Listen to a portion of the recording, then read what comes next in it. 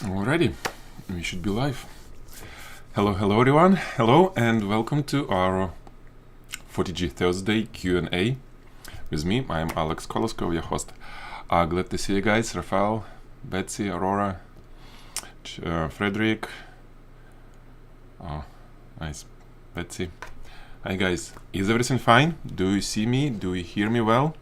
Waiting for your pluses and we are ready to start. Well, we all started. Already started. Thank you, Frederick. Michelle, thank you. All is good then.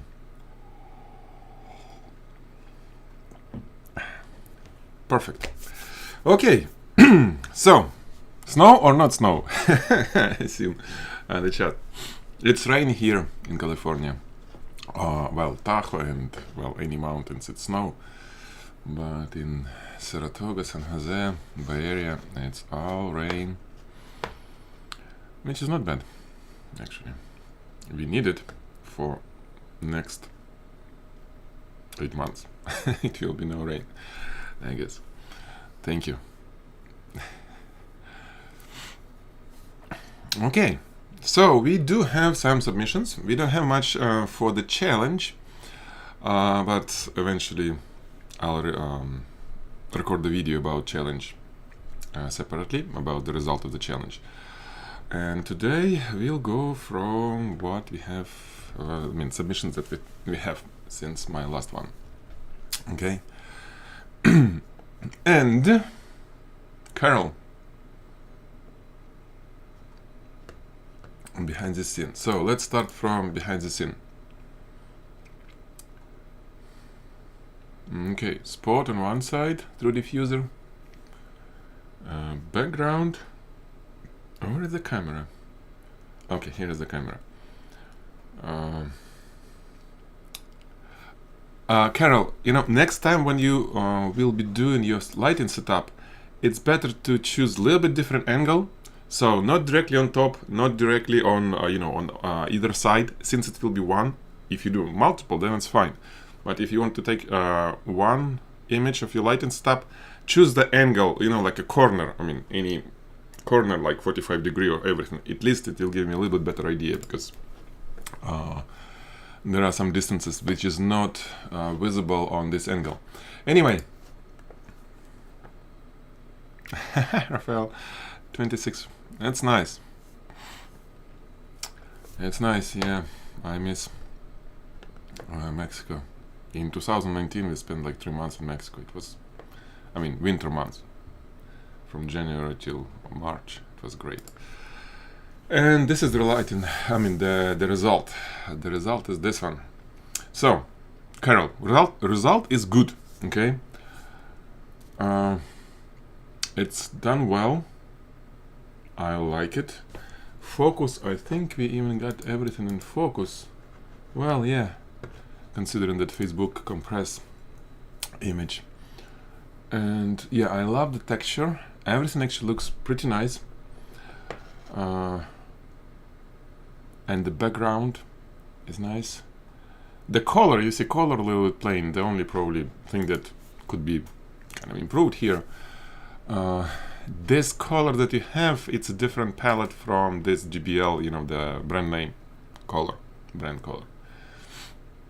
At least on your image. So you can do color correction for the background, I guess, in Photoshop. It shouldn't match exactly, but it should be somewhere close to it, because this is kind of red, this is more like a burgundy, that's what I call, and it's a little bit different, but the rest is nice. I like it. I don't think that much needs to be changed. Crop is not my favorite here. I see why you have at the bottom, that kind of really nice kind of deepening into shadows, into nothing. You have top, which is fine, but this is a little bit too close, and I think a little bit more room on the sides. Basically, square image will work the best here. Okay, so square, a little bit more room on the side, and it will be a perfect shot. Nice. Good job, Carol. Thank you.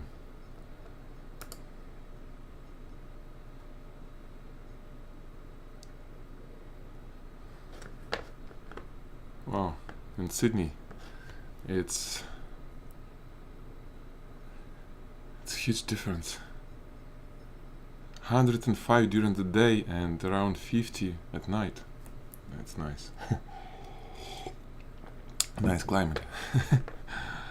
Okay, next one. So, Aliona, you said that you tried another job with Midjourney, but it didn't work. So, is it different? I mean, it's not Midjourney, it's just a doll, because I kind of didn't get, because I see that you shoot the doll without any background, right? And then you have this actually beautiful images of the doll in this. Is it just Photoshop or?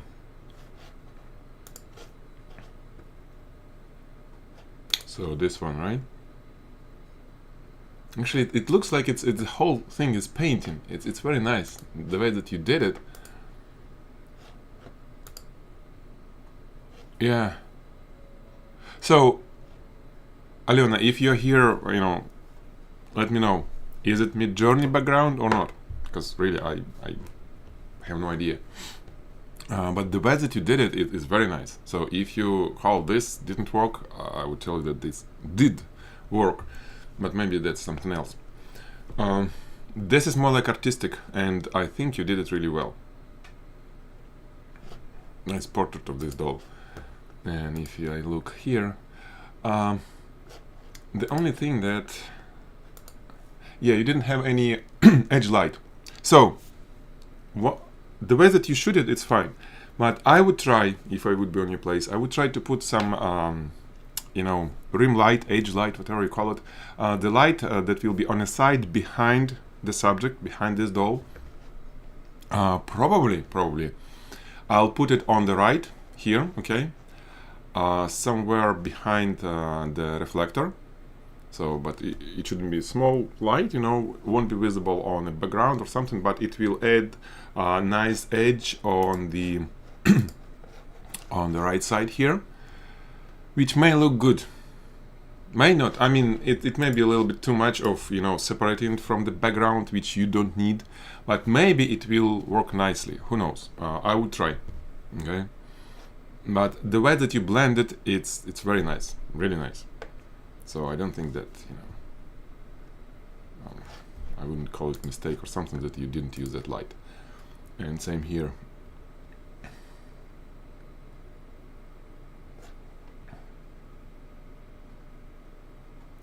Okay, 1 second. No. Okay, I got it now. Photo plus Midjourney. Aliona, there is no way to kind of change anything on generated image, right? You need to kind of regenerate it again. So in Midjourney, you need to, each new query is completely new query. It's not like in ChatGPT when you have context and you can say, add something or remove something from text. With Midjourney, it doesn't work. You need to start from the very beginning. So if this is generated, then it's completely fine. You just, looks like you got, you edited that doll out and then you put this one. Okay, now I think I got the idea. Yes. So, this is completely fine. I mean, it's fine to have a doll on a background that will be used only for the background. If you take it away in Photoshop or whatever, it's completely fine, really. The challenge is to use generated background, Midjourney generated background. You did it, and you actually did it really well. So cool, very cool. And I think that edge light still will be better because you see it's a little bit without edge light on the right. It's a little bit we don't see where doll ends and background starts. So there is, I think, some separation will be cool. Okay.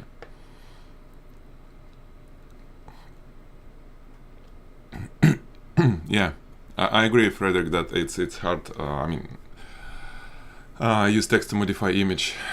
You know that you can do. There is negative words, negative in Midjourney. At least you can tell. It will be new query, but you can tell what should not be on the image. So let's say you get a text and it generated something for you, and then you see that it generated something that you didn't mention, for example, like a doll or whatever in this case. I don't remember, but there is a parameter which you can include in the query and specify in words what should not be in the image, and it supposedly take away. Of course, the next generation will be a little bit different from the previous one, but with these negative words, most likely it will take those unnecessary elements away. So you just,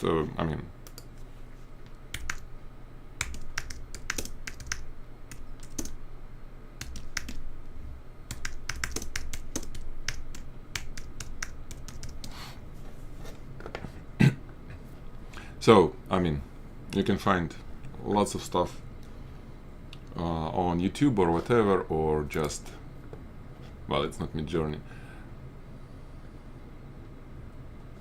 No, okay, so easy. No something, and you can have multiple, well, one no and then multiple, I think, words after that no, and you see. So this is how you remove, I guess, something that is not necessary. Yeah, and what was the prompt? It's interesting, Alena, you didn't put the prompt. If you're here, if you will see this video, please add it to your in the comments.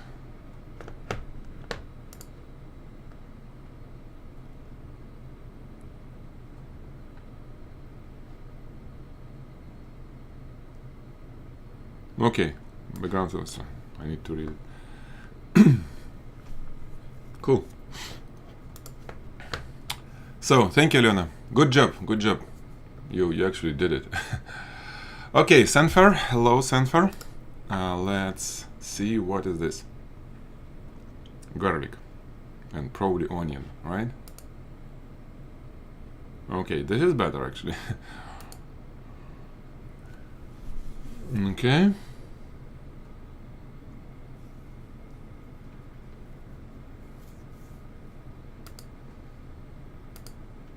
So I don't like this image. Because the angle, it's really shouldn't be, like this. This one is way better in my case. In my opinion, maybe crop could be a little bit different because it's right on some almost like a corner. I would bring it into somewhere intersections of 2/3, and then well, probably clip away this part, the bottom part of the image. But I like this better, even with all this stuff. It's kind of cool. Frederick saying that I guess it always starts with a new prompt. Yes, exactly. It's always a new prompt with Midjourney. Yes. So, Sanfar, here the subject is super easy to shoot. It's like technical side. Any light that you put on such textured and kind of shaped completely chaotic way because it's nature, any light will work. So it's more about the composition here.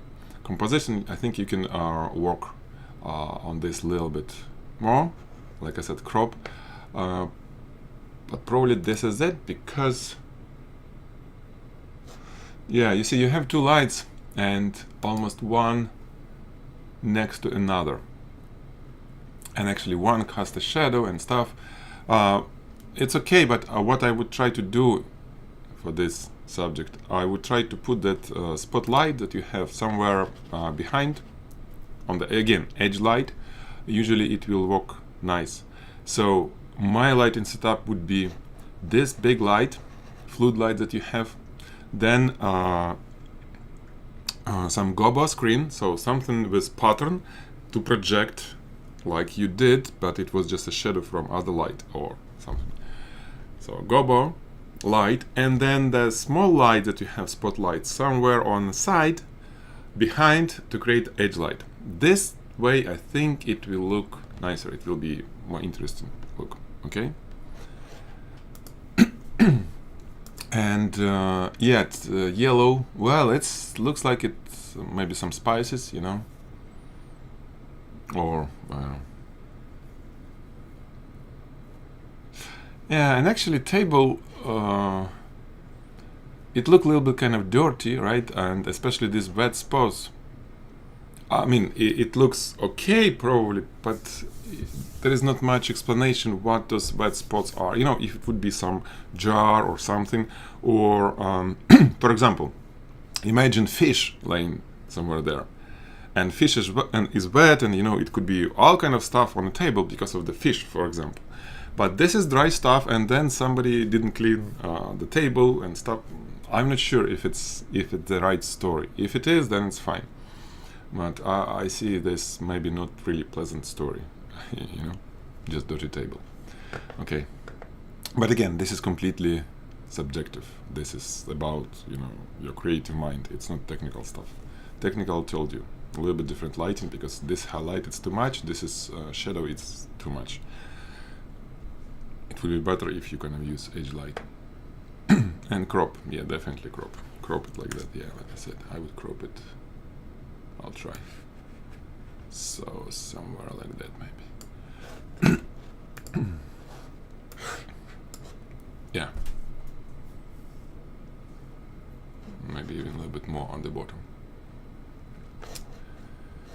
And then light from there, yeah.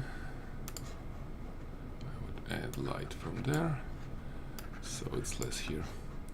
Okay, nice. Let's move forward. Thank you, Senfer. Edge light, remember, guys.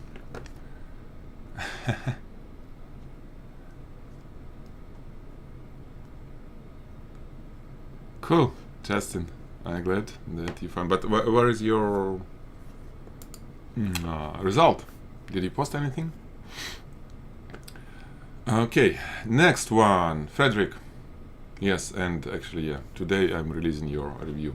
Sorry, it takes a little bit longer than I anticipated. So we do have this and this. Let's see. Okay.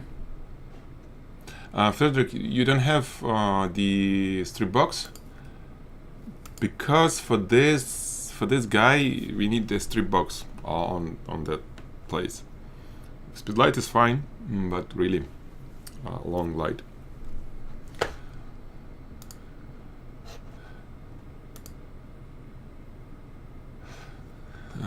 The white in the middle.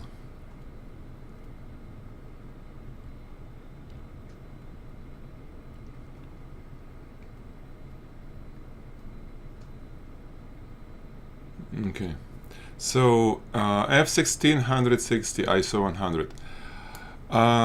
No, I mean, okay, no.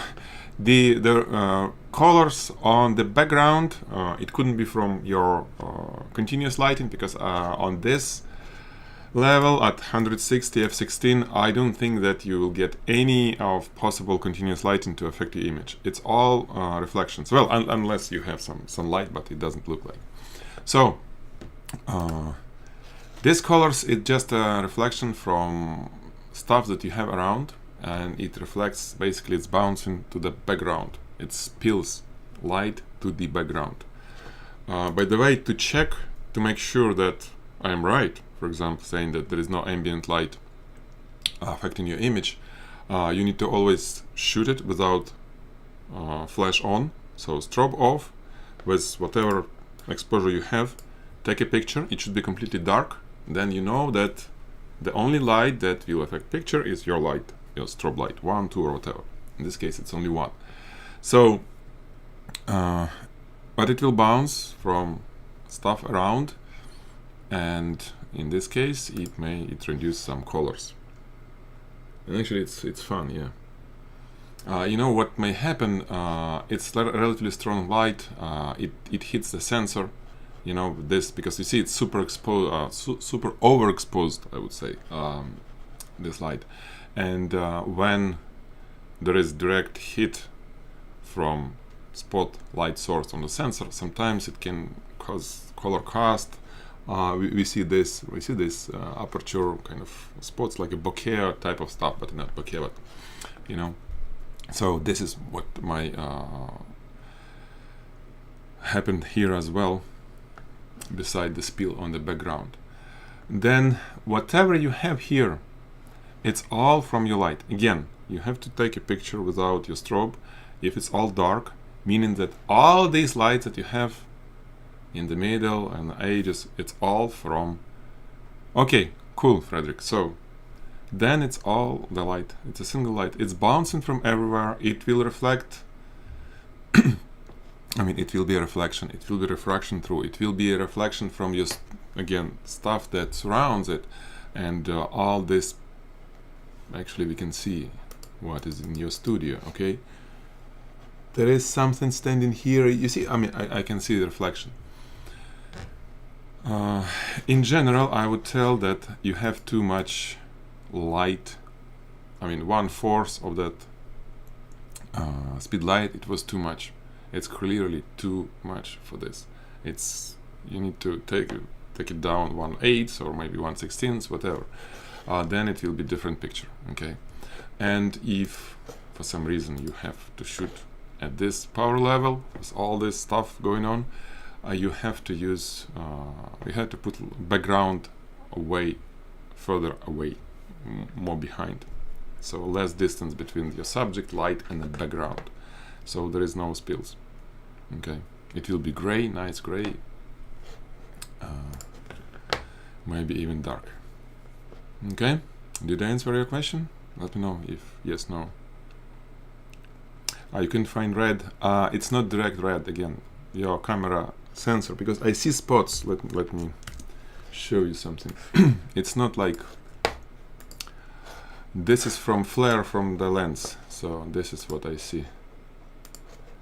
This is the spot. Then... And the spot is kind of pinkish.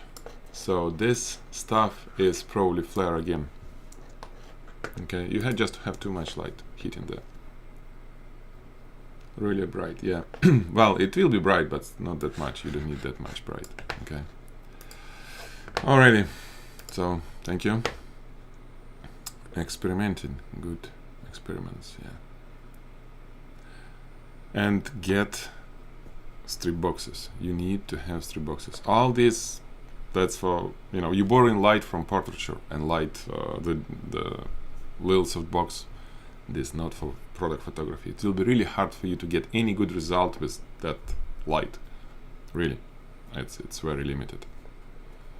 Lens flare, yes. Lens flare, exactly. John, thank you. Okay, Lydia. Still life. F13.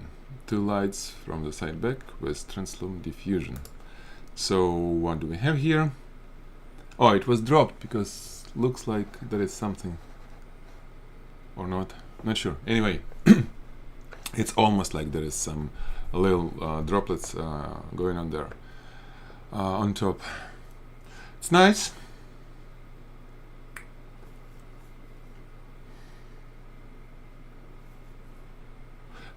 Cool concept. I like this.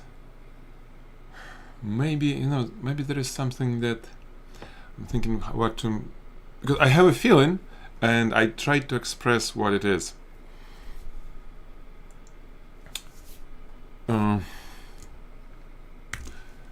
The feeling of something could be improved here, but what exactly? And let me see. So this, okay, this hand in glow, it's super white, okay, and it's a little bit too much white, considering that this is, well, it's the whole thing is a subject. I understand it's the composition, but a little bit more shadows, these nice shadows like I see here. I think it will look nice if you would have it more shadows on this, okay, less this blind bright surface. Basically more gradient. You don't need to have a diffuser for this because it's already diffused, but you need to put your light somewhere more on a side, so it will create nicer reflections on all these, you know, surfaces. So I think it will be a little bit more, there's more volume no, not volume, right? It will be less flat. Okay, first thing. Yeah, because hand is interesting. I agree. Hand is, well, it's needed. It's a cool part of the composition. But I will put light somewhere more on the side. So, like I said, then this plate. It's a little bit strange reflections here. Maybe if you could make this plate darker in Photoshop, you know, less all these reflections that, you know, here and there a little bit, it can be more clean, maybe thinner plate. Ideal, like really thin plate, maybe like 3 millimeters. But I mean, it's okay like this. Just make it darker and you know, just like a clean it. You know, there should be of course some age reflection here and there, but in general, I think you can make this part darker. Okay, the front side.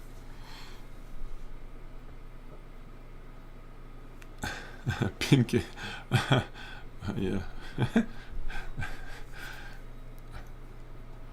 Yeah, interesting.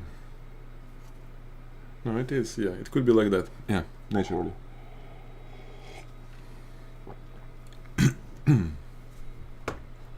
Moving. Yeah. Pinky is moving.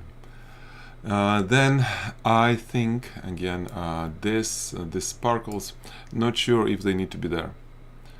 There is not much going on. It's not like you drop something like ice or something. Maybe if it would be just, you know, plain, it would be better. And again, I know that this is your idea with edge lights, but you see how what reflection we got because of this. Actually, refraction, because there is liquid inside. I always like more look of any glass with liquid when there is a spotlight behind. So it will change, of course, it will change your picture, but if it would be a spot, maybe just, you know, not really bright spot, but somehow behind the glass with some slight gradient, you know, around, I think it will look better, really. It will look better. Again, it will be different, but I would shoot it definitely like that, so this darkness will be filled with some nice gradient. Okay, and of course some gradient around, so spot behind.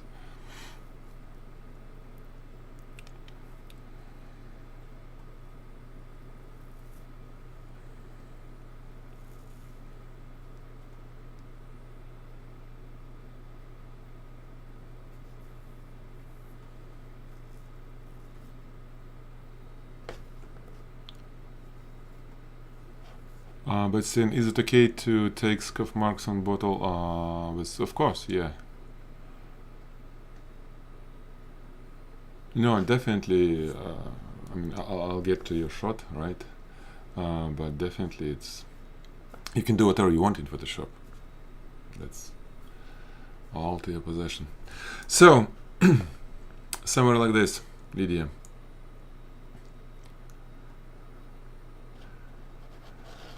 Play behind it. Again, I always tell about angle, right? I always tell about my desire to see this to be curves instead of lines. I know that you choose this angle because you want to, you know, make it straight, which is understandable. The only thing that I can suggest to get this a little bit more curve instead of flat. There is a little bit, but you can increase it if you get what lens? 50. Okay, so if it would be, for example, 35mm lens, you get a little bit closer. You put the lens position exactly in the middle of this, so this is your lens, the center point, right?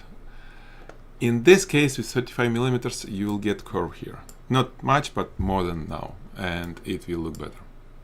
So it will be natural, you know, perspective distortion and all stuff. You can fix it if needed, because you may have some curves here, but no, it shouldn't. If it's in the middle, it shouldn't be curves.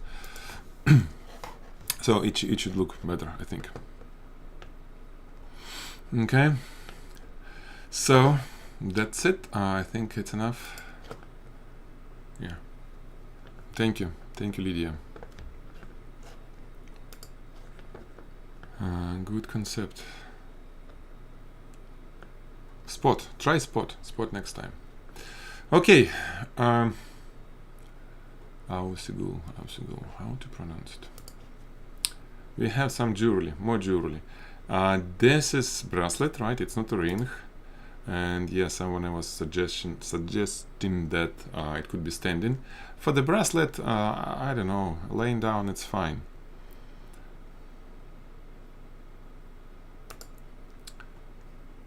And this is the result. So if you, I can tell you this, if you want this flat look of your metal, then it's fine, because your gemstones looks okay. It could be a little bit more sparkly, but in general. But I don't think that this flat look is good. I never kind of was advocate of doing lighting like this. I like shiny metal to have gradients. This is my religion, you know. This is what I see on photos, not only on mine, but you know, on photos that I admire, that I think are good.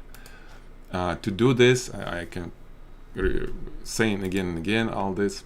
You have to have spots on your background. I mean, on your diffusers. You didn't have them because you didn't use the light properly, basically, right? You have just a floodlight.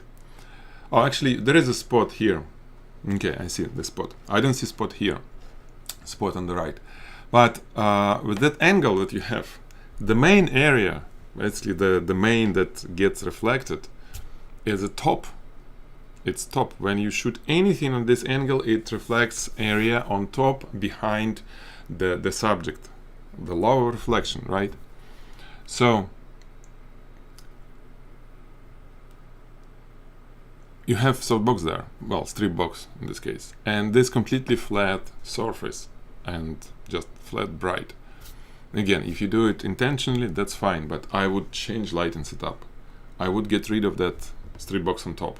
I will put your diffuser on top, okay? I can have that strip box maybe on the side, maybe just completely take it away. But diffuser, for example, you may do somewhere like this. You have two diffusers. Imagine that you have only two.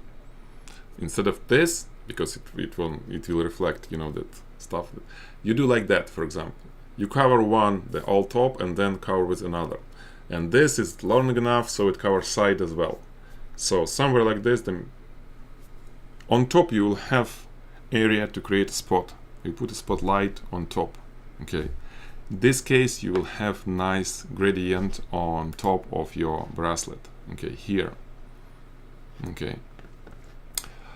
This area that facing us probably won't get any gradient because most likely, if I can calculate it in my head, it reflects this surface. It's white surface, this is what reflects here, okay? So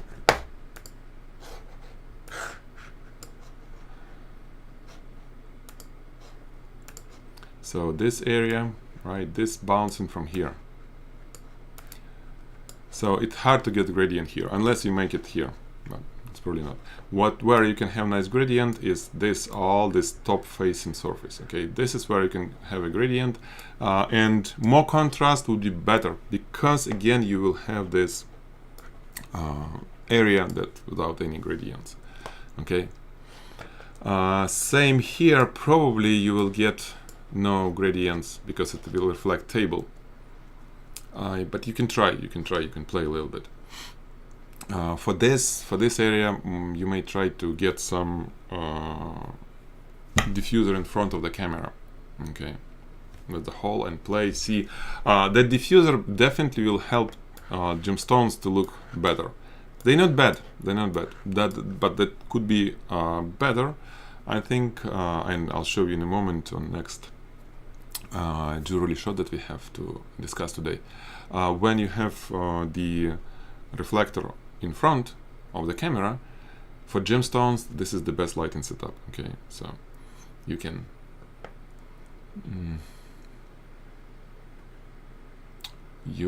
try this, okay? And again, your challenge is to create gradient. For this it will be hard because it's flat. It's not curved. Flat surface, it's very tiny area on your diffuser to get the gradient from. Really tiny. It's like this. So imagine where you can have that spot, find where you can create that gradient on the diffuser so it will be reflected on a flat surface, on that tiny. It's hard, but it's possible. Okay, it's all possible, I know. Okay. F16. So actually it worked. We have all stuff in focus at F16, which is good. Thank you. Let's move forward. Raphael, hello. We have this Mercury 60mm. What the lens is this? Interesting. I never heard about such brand. Macro. Okay. Probably it's macro lens. Okay, I said like what? That's fun. Okay. So we have this boost, whatever, what do you call it, and such lighting setup. It's hard to tell. We have some reflection. It's kind of semi-glossy subject with lots of grooves and stuff. What I would try to do for it, when you have too much of that sharp light, it look like this. For example, for me, it's hard to see. It's lots of very specular reflections and lots of deep shadows. If this is the idea, probably it was the idea. Then it's fine. But I would try to shoot it the way that I would shoot any portrait. So I would have some sort of like a soft box or diffuser on one side, let's say on the left, and then some edge light on the right, and see what will happen. Maybe it will be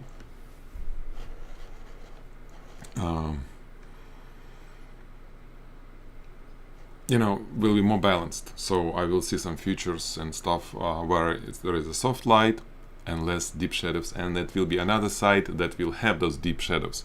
So it could be more balanced without losing the dramatic look. I would try to do this. Of course, for this I would have to put my background far away, softbox. I don't want to spill on it because, well, I like this dramatic gradient on the background. However, speaking for the background, see, when I create a linear gradient like you did here, from the bottom to top, so bottom is bright, top is darker. Usually I want to put attention to the table, whatever is on the table, closer to the table. Because of this lighting schema of the background, it draws attention, okay? And many cases it may be something, something sexy is going on there. Some reflection on a glossy, for example, a table, whatever. But it brings attention to the brighter area. And you bring attention with this gradient to the pedestal, whatever, to the bottom of this, which is not sexy at all. It actually has some kind of strange stuff that I would probably remove in Photoshop. So I would try to hide the bottom. What I'm saying is this. I would use a circular gradient here instead of linear. Circular behind the guy, behind this head, okay? It will draw attention to the head, not to the bottom. This is main thing about background. The rest is really nice. I like this, texture. I like this idea of, dramatic look. But just a spot. And definitely I would try to hide, well, let me see. This, the pedestal, what's in English? And the table, they almost match, well, a little bit difference. So it's kind of not a big deal. Maybe I would try to get a little bit more on top. We'll see. maybe I'll just hide it with, you know, lots of shadows. It will be dark and it won't be really visible. I can, you know, in this case, I can even make it even with the table. So if it will be dark, we just have no idea that, you know, there is a pedestal. It's just like this thing sticking out from the darkness, the head, the halo around it on a background, and, you know, all the darkness all around. This is how I would shoot it. Okay. Let's see.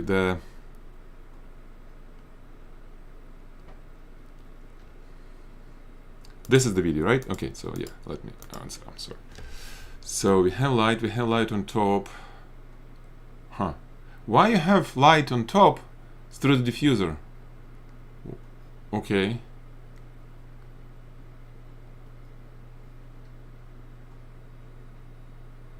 Okay.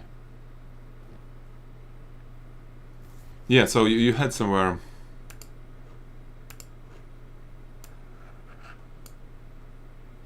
See, this is cool. Edge light is there on the other side, you know, on the right. I would remove that spotlight. You have a spotlight, but you put a diffuser in front of it, which for me doesn't make sense, at least that close. You may have a diffuser closer to the head, so your spotlight will create a spot on the diffuser. Then yes, but you right directly under the light, I don't see any reason for this, really. Yeah.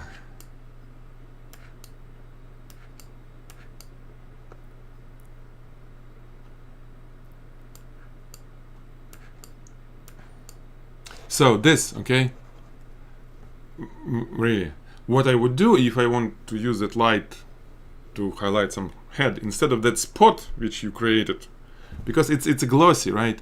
So this light, it didn't create any grain, it was just a spot on his head in the middle.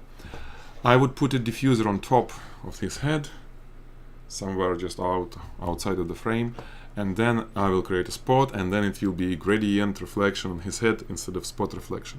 So there is no reason to do this. It's wrong. You don't need to have diffuser if it's that close. Okay. This light, yeah, it's through diffuser. But yeah, I would use strip box somewhere, or, you know, on some soft glare type lighting, and try without speeding. Yes, yes. Could be a good idea. So in general, you know, it's a relatively glossy surface. So, but you have some light. It's just maybe a little bit too contrast for it. Okay. It's tough, you know. It's very artistic look, so you have to play, try different things, and it's not an easy thing. So you can learn a lot, you know, trying to shoot this different angles, different looks. That's nice. But thank you, Rafael. It's a good challenge. So, Alisa, hello, Alisa. We got some gemstone, and not only gemstones, but the video rotation, which is here. And thank you for submitting all this. Lots of learning information for all of our members. Really, it's cool. We can talk about this. So you have gemstone, bare gemstone, and you have this well, two large soft boxes, one square, one strip box, which unfortunately doesn't make big sense to be there.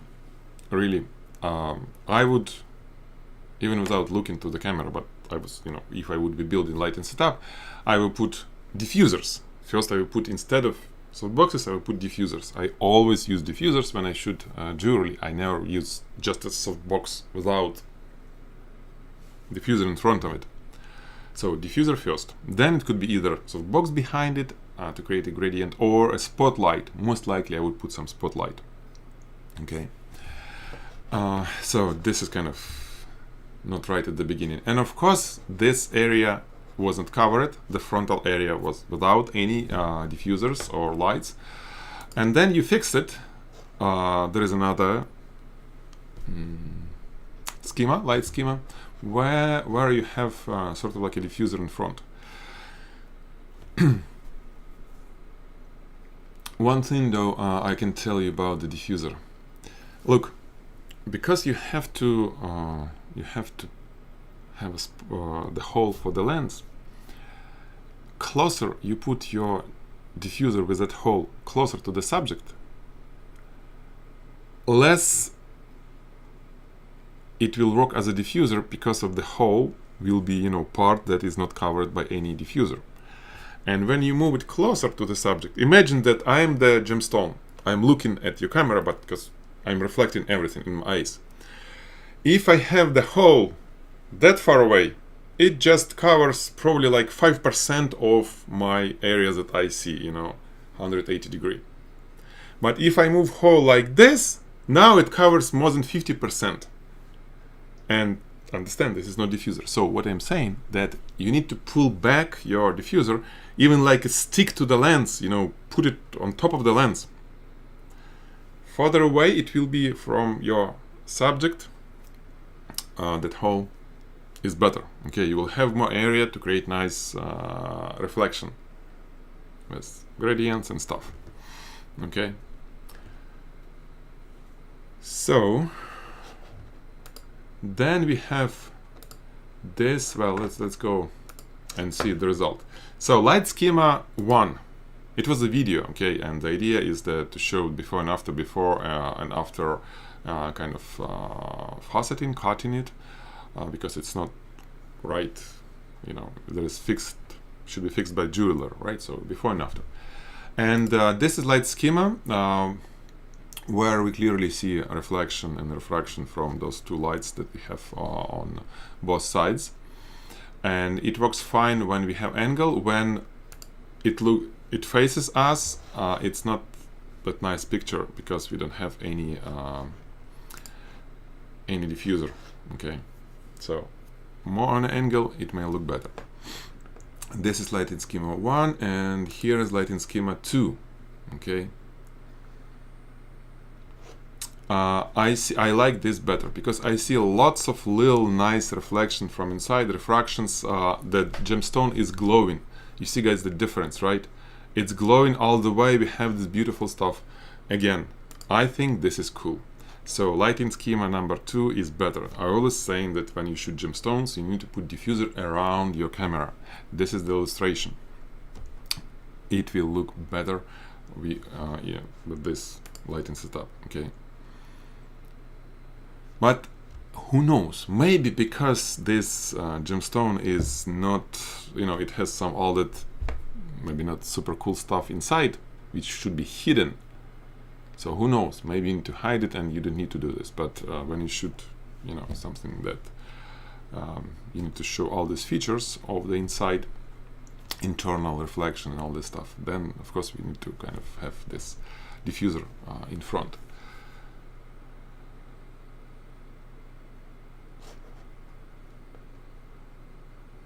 And lighting schema 2.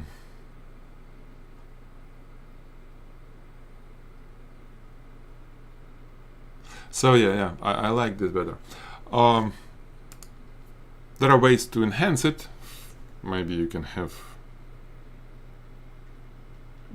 Well, first of all, I would put camera slightly further away, a little bit more room, It will help you with the focus. It will be more room for the for your diffuser, because closer is harder to create any gradient. More distance from the subject, right? More diffuser will be used to get reflection from, so you have more room to work on. Also, what kind of lens do you have? Full HD safe, or Full HD, it's not okay. Anyway, you did it this way. Full HD is better to have Full HD. So Alisa, what kind of camera is this? I mean, nano lens.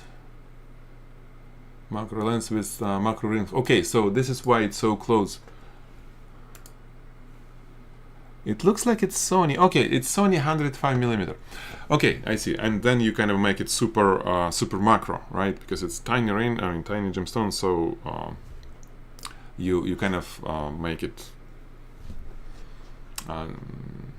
even more macro, right, with the ring, and this is why you need to move even closer. Closer you have your lens, harder to get nice reflection because lens is covering the whole area. Lens in general for such stuff, and actually for any photographer, for any jewelry photography, for most of it, a longer focal length will work better. For example, I remember when I had Canon system, I had this 180 millimeters macro lens, 1:1 to through macro.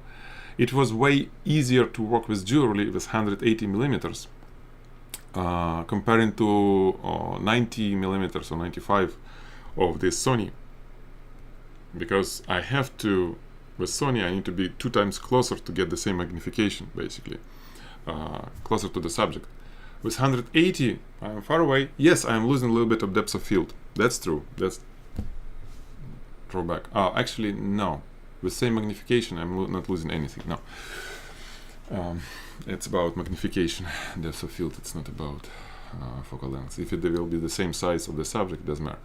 So I'll have more room, and it was easier for me to work on, okay, with a longer lens. But here it's definitely better to have diffuser on front. And if your goal is to make contrast in sharp video, well, it's your what I've seen.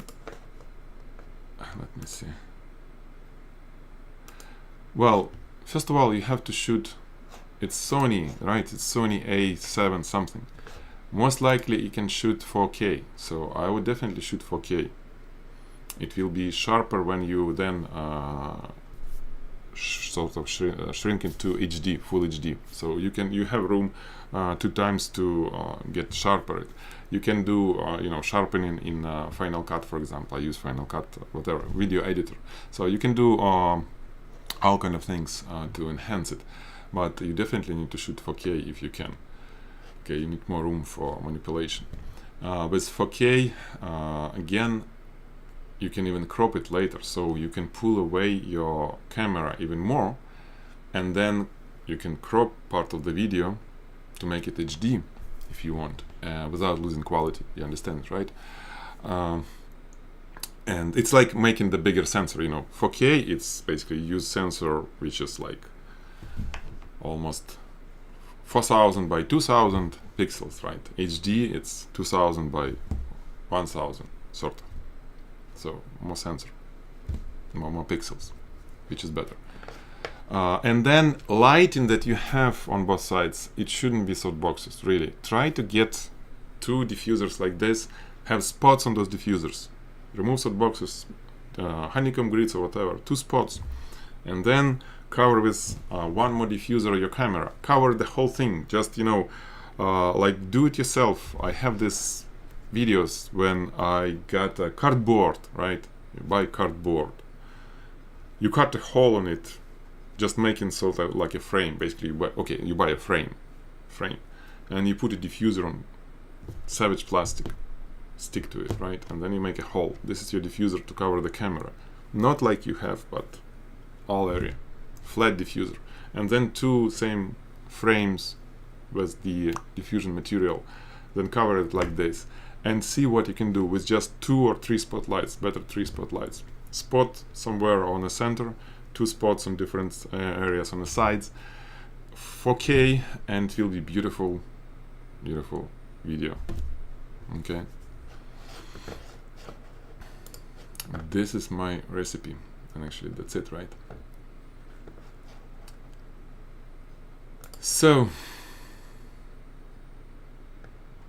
yep. Is it newest? Yes, new post. Looks like we're done. Guys, any questions? Alisa, if you have anything to ask me, or if something wasn't clear, let me know. Okay?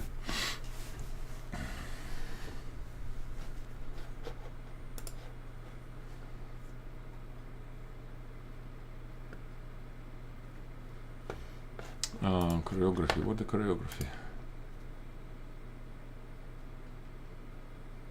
Yeah, and I also see that, is it some vibration, I think. because of the huge magnification, it's very sensitive to any. No, thank you. It's very sensitive to any vibration or something. If your turntable has at least some vibration, it will be visible or almost invisible, but it will be like a blurry image. So try to pull camera away.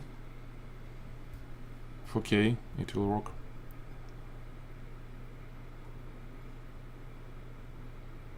And it will be better. Betsy, did I review your image? I mean, what the bottle? Let me see. Was it posted today or this one? No, it's Lydia.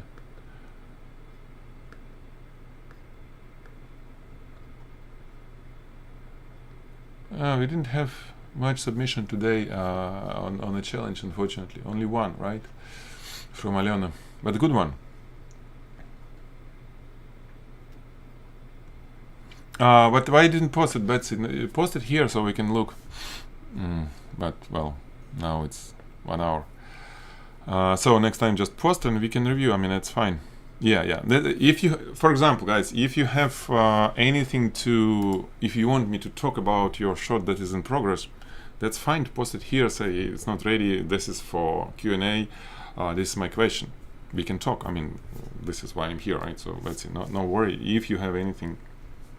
But you know, if it's a challenge on a Photoshop side, I won't help much, unfortunately. The rest I can probably do.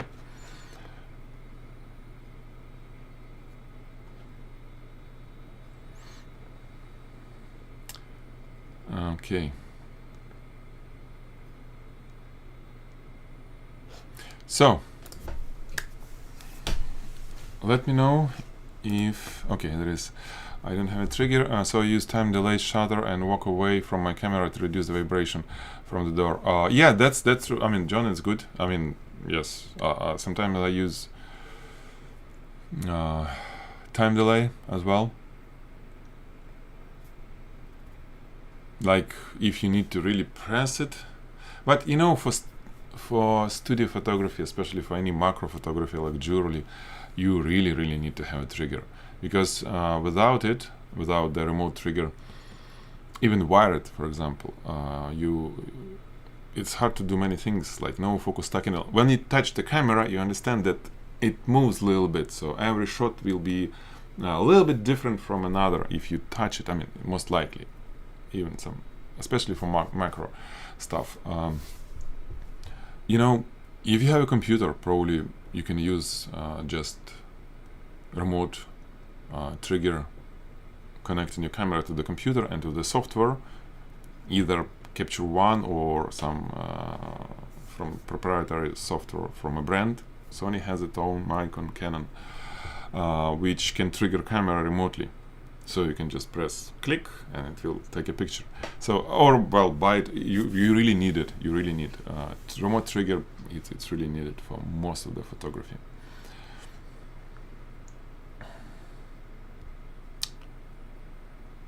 Okay. So are we good, guys? No questions? Are we good to say goodbye to each other?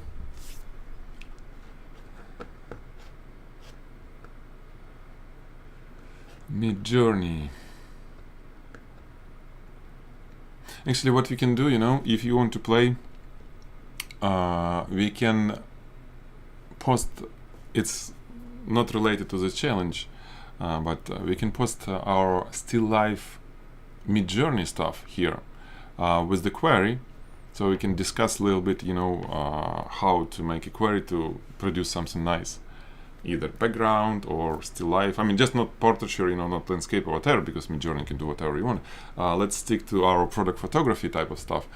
But if you want to share your some of your creations, co-creations with Midjourney, feel free. Just tag it like Midjourney generated, and please provide the query. So we need to learn from your post, right? So.